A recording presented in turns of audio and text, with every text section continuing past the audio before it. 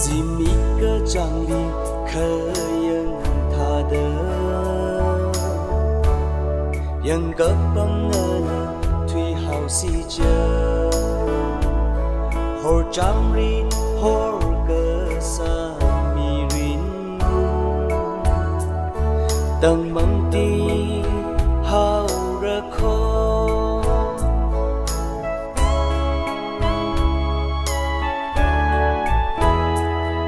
nơ bông ly hor đà hor bông ngày sớm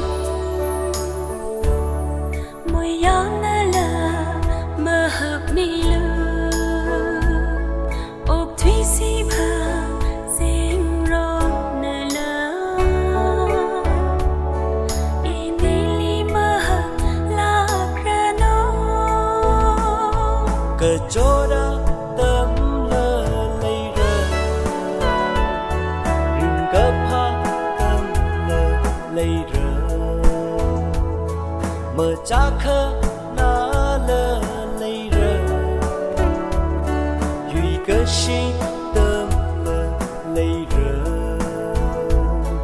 cờ chó đã đắm lơ lấy rơ rình gấp ha tâm lơ lấy rơ mà cha khơ na lơ lấy rơ duy cơ shi tâm lơ lấy rơ tha lơ lơ theo mi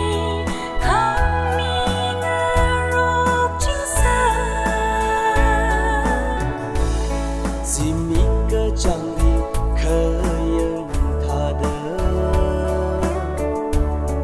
yang kapam na thủy hào si chờ hor chamri hor cơ sa mi rin tầng mong ti hào ra khó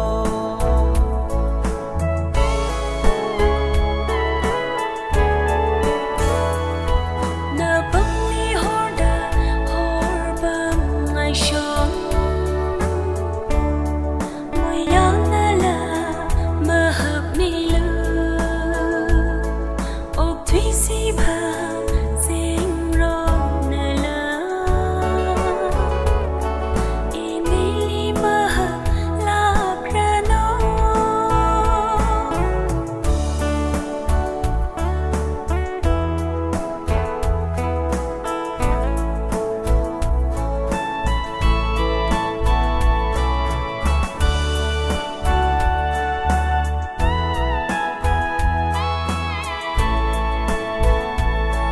menerim yang ngerokter ning kecot